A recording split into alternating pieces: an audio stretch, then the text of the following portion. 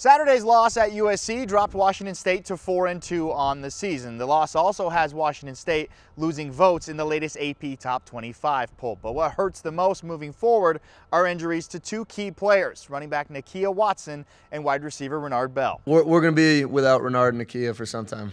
But their leadership is going to be much needed, much appreciated, and the next guys are going to be ready to go. Both guys will return at some point. But it won't be until a little bit later. While frustration can come from a pair of big wins being just a few plays away this season, the Cougs have still played very well. And what can easily be forgotten is this is the first year of the Coach Dickert era. I just think overall we're still building a program. And I think that's important for everybody to understand. We're still rebuilding this roster. We're still really growing our offense, our defense, our special teams. I know sometimes I don't get afforded that luxury because I've been here, which is okay. But we're building a program. No one said there was just going to be instant success. Now the attention turns to a very solid 4-2 Oregon State team, which WSU will face on the road this Saturday. And we still have a lot to prove. These last 6 games will define this team. And we take it one game at a time. It's going to be tough in this league. Oregon State's probably the most undervalued team in this league. I believe that, with all the veterans they have and the tough physical way that they play. So for us, I just think it's about doing what we need to do and the reality of how our team needs to play to win games. Washington State at Oregon State will kick off at 6 p.m. this Saturday. The Cougs looking to get another win before heading into a much-needed bye week for a banged-up team. I feel like kind of right off the bat, just have to check in on Renard, Armani, and Nakia. I just know those were kind of some prominent injuries from Saturday. You would right off the bat, huh? We didn't want to go into any pleasantries, okay? No, Coach. We're going to be without Renard and Nakia for some time. But their leadership is going to be much needed, much appreciated, and the next guys are going to be ready to go. So we're excited for their growth, especially Renard. I can't say enough about Renard and what he's done in his 7th year and his leadership ability and voted captain. And, he's going to be really mentoring those guys out there, and I'm excited for him. And both guys will return at some point, but it won't be until a little bit later. So guys will step up. Ryan Peters showed that on Saturday, being ready to go. We'll start moving some guys around Lincoln, maybe slide back inside to have a role there, and Jalen, and then Katzer will be ready to go when called upon. So we'll be ready to attack that, and just excited about those guys and their demeanor and how they're handling a little adversity, and our team will be ready to go on Saturday. And what about with Armani? Armani seems to be just fine. With so obviously Jalen will get the bulk, and then you said Katzer. Juvensky going to rotate in at all? Yeah, Juvensky will come up, and we'll see how the week of practice goes. We'll see who's ready to handle that. And like I said, all 3 of those guys have been nothing but ready to go, and that'll be another week for them to show where they're at. And you're at that point in the season. You're in week 7, the bye week's right around the corner. Every team is kind of in this position. You got guys in and out, and we're not, we're not in any difference. So we'll be ready to go. Is there some kind of appeal process with Grant and the targeting call, or what's kind of the update on that? There is. It's the new rule now where you can, any second half targeting, you can take it to Steve Shaw, the head of officials. We have done that. We've gotten the ruling back and says the targeting stands.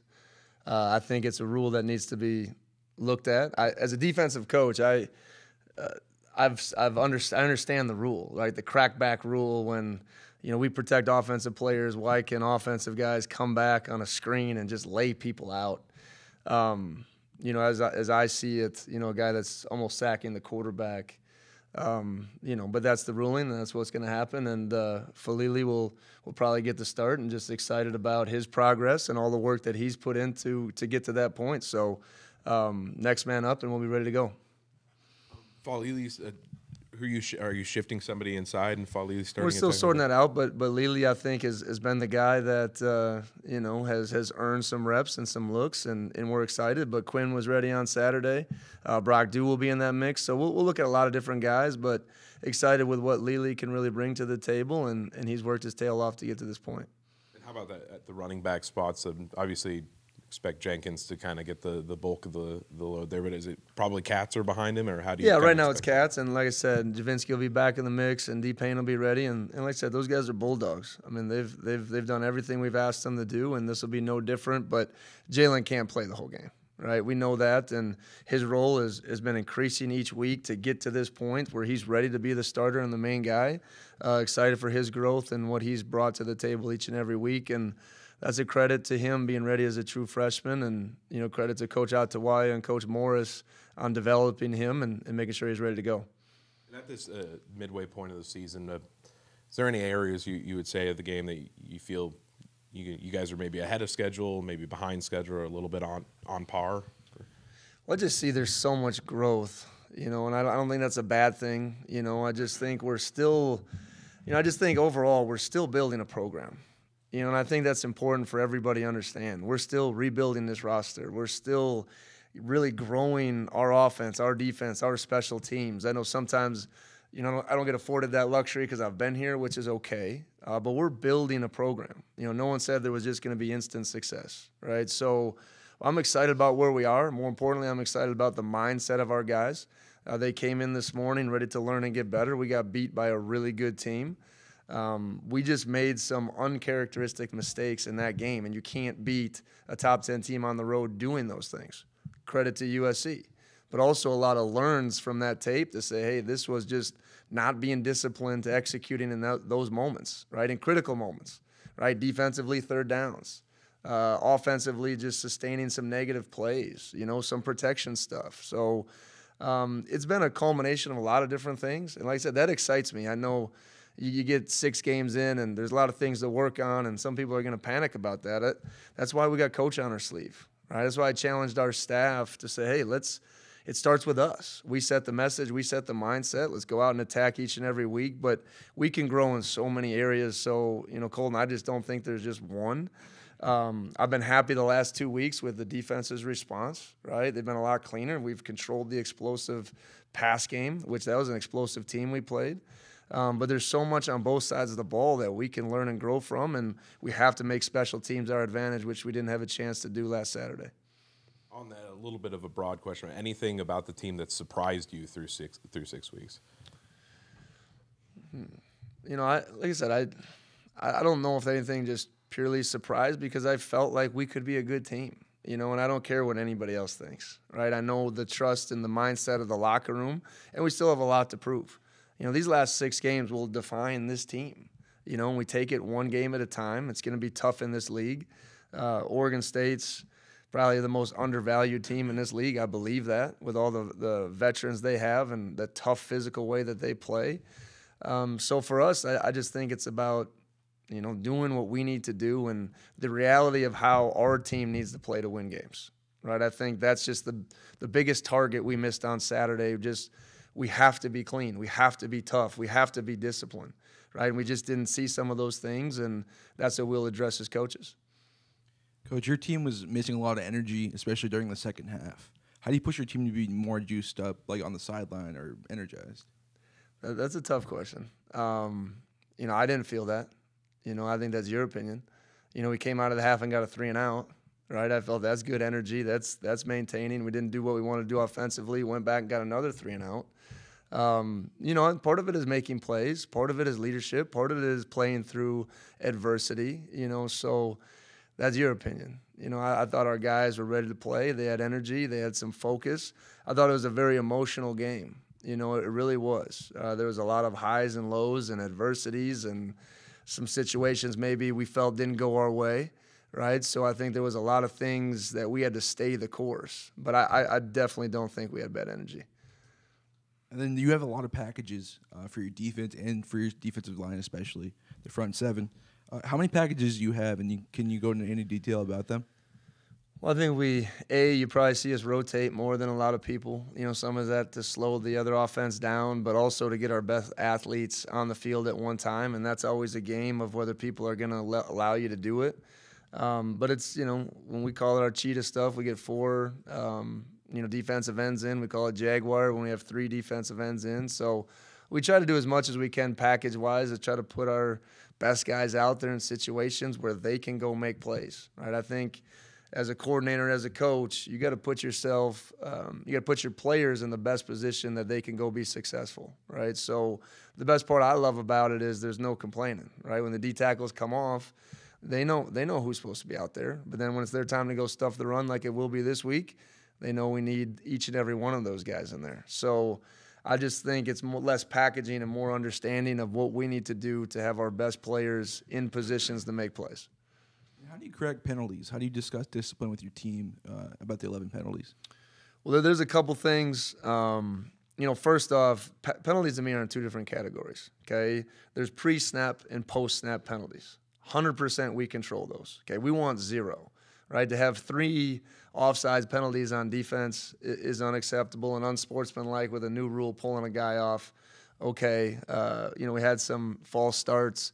Those are controllable discipline penalties, all right? And then there's penalties that happen within the whistles, right? And sometimes I want our guys cutting it loose within technique, and sometimes you're going to get penalties. And we've been really good throughout the season. In this game, obviously, those were stacked against us.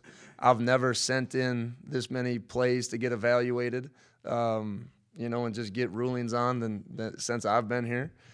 So we'll get those rulings as it goes throughout the week, and hopefully I'll have a clear understanding of how I need to coach the guys in those moments to have better success. What do you expect to do against the Oregon State running game? Anything different from the front 7? Who are they good? They move people off the ball now. And this team just reminds me of, all our offensive guys could have came back from last year. So they've been rolling people off the ball. And the tailback 5 is incredible. They're downhill. They got another transfer from Georgia Tech that's phenomenal, from a freshman kid that's playing well. They are tough and physical at the line of scrimmage. And, we've done a good job this season against tough physical football teams. And I think that'll be another challenge. Just like I said in every other week, it isn't one guy. It isn't the D tackles need to play well this week. It is everybody in the box. Then they get you up and they try to take it over the top. So pretty much people have been stopping them a little bit by takeaways. That's the one thing that they have been doing this year that's uncharacteristic of them in big games. But they're physical, they're downhill, and you got to make sure all 11 hats are there because they're going to devise some schemes to make sure even your corners are fitting the run. So we got to be physical and tough, and so far I believe in our guys in those 2 areas. We saw Oregon State play a really good game 2 weeks ago against USC. What strengths do they have, and how are you preparing for those? You excited the Mariners made it? Yes. I know you are. You're wearing that shirt proud. I'm excited too.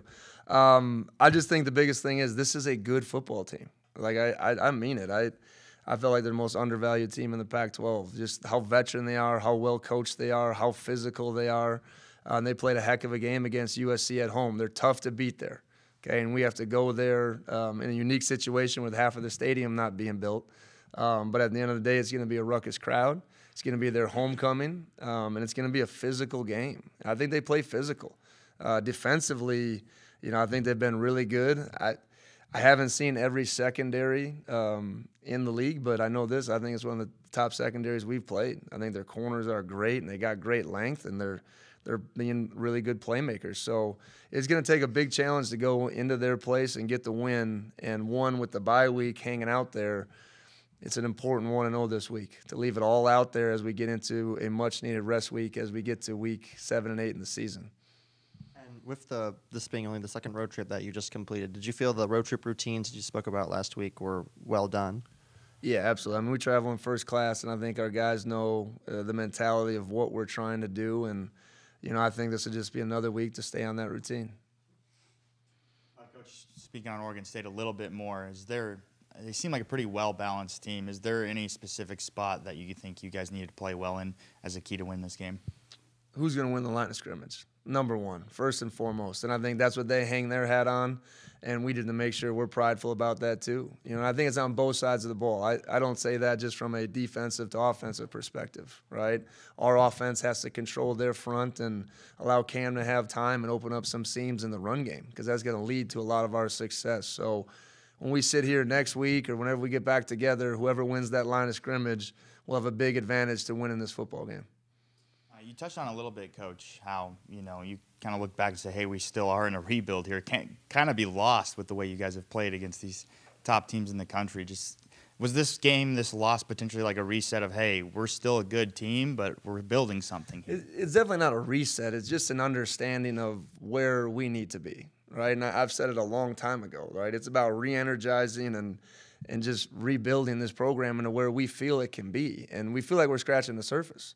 And I really feel confident about the players we have, but it's also about the developmental process of building depth throughout your team. And that's going to be a process that's going to take years in the making. But I'm just happy with the mindset of this team, the toughness of this team. You know, I meant what I said. Those guys left it all out there on Saturday. Okay, and they did a good job of coming back in with a focused mentality this morning, wanting to learn and to get better. So, you know, like rebuilding is a hard word. I just know that we're really invested here. I think maybe that's the better term, right? We're invested to build our program for the long term, and that's why I have a lot of respect for what Coach Smith has done at Oregon State. You know, he came there and it probably wasn't great, right? And he's done a good job of developing depth all the way through their roster, and I think you see that. And you know, we'll have the ability over time to continue to do that too. But I like where we're at, you know, because I know when I go out on the field and our team takes the field, we have an opportunity to win each and every game. I felt that Saturday, and I'll feel that every Saturday as we keep going throughout this season. So just excited about where our team's at, and excited for some of the young guys that have been working their tail off to get their opportunities too, to show who they are. Despite all that, 4-2 at this point, Yeah. you know, off to a great start in the season, bowl eligibility obviously looking realistic. Just how does the team, how do you feel about where you guys are at right now? Well, it's unique. You know, we have the Apple Cup clocks kind of walking through, and I told them this morning that says 47 days, and we have 47 days together, right? Guaranteed. We got to earn more, and I told them flat out. I said I want to coach this team more, right? I like doing it. The coaches in the back do, and I think this team has a camaraderie. They love being around each other, and I think that's an important thing that you just can't have, right? And it hasn't always been easy. So I love where our team's at mentality-wise. I love how they take the field, and I love, for the most part, where we are at work ethic-wise, right? We just got to keep building consistency in everything that we do, right? And that was the hard part about Saturday. We pride ourselves on discipline, and we made some undisciplined mistakes. So, you know, as a coach, that fires me up. We still have a ways to go, but at the end of the day, I love where our team's at. We lost against two very good opponents. I'll never use the word should have anything, okay? Those two opponents beat us, but, you know, we're excited about where our team's at, and where we can still finish is exciting. So each week is a new challenge. Jalen Jenkins was just named Pac-12 Freshman of the Week. Just comments on that. We were just talking about it a minute ago, and, you know, obviously a bigger role coming, but pretty good accolade for him. Yeah, I mean, it's fun with Jalen, you know, because I had a conversation with him before the game and said, hey, you're going to go out there and make a big play today. And he's like, Coach, I think you're right. And then to go out there and catch that ball, and then some of the runs, just proud of him, because there's a lot of work behind the scenes that he's really doing to mature, to do things the right way. He has a lot of pride in what he does, and I think he's learning. So that's a big congratulations to Jalen, and also the work of, you know, a lot of people to get him to that point. So just really excited for him, and this is just the beginning. Felt like Saturday may have been the strongest game this year for Lawrence Valatea. Had a couple tackles. That bat down, they got nullified with the offsides. You know, there's obviously a lot of traffic in that edge room, but just kind of what have you seen from him, and what did you maybe see on Saturday? Yeah, I'm glad you asked, because Lawrence has done a really good job. And I think he started flashing right about fall camp, right? But that's that time where, you know, freshman, right? You get that first year swimming. Now you get to spring. Now he gets to that second fall camp, and he's just starting to feel more comfortable. He's finally to a size that he can compete at in this league. You can't compete in this league at 205 pounds. So just excited about his process, and he gives us something different. And that's what all those guys, it's unique in that room, how different they all are. So a little more juice, but he's been having the ability to play with power and giving us another guy in that room that we can rely and count on, which is always exciting for a young player. First turnover-free game, what did you see in the kind of just the progress of decision-making out there?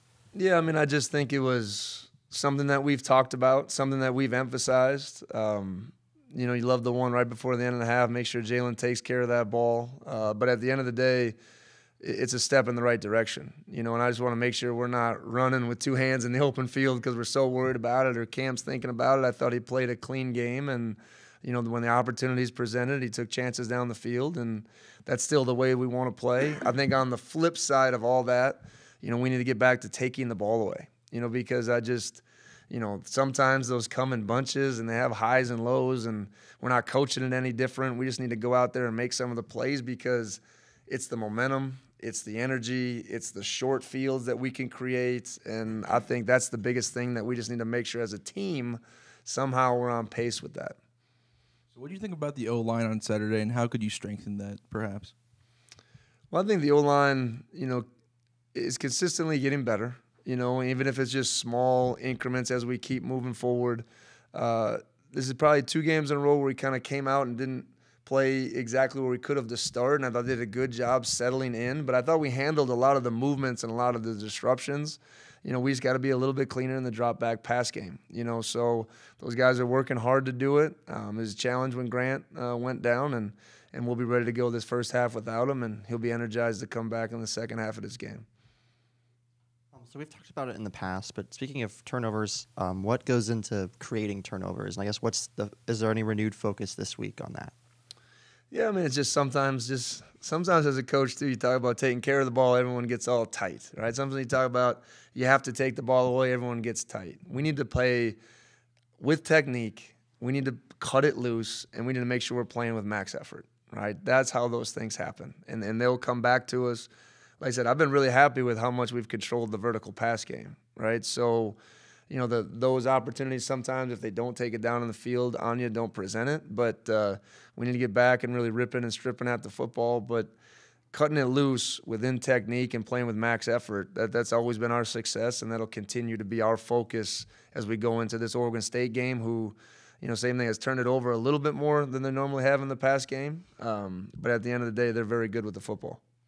We have much more sports content available for you to watch right now on KREM 2+. To find it, just navigate to the Sports tab at the top of your screen. I'm Travis Green. Thanks for watching.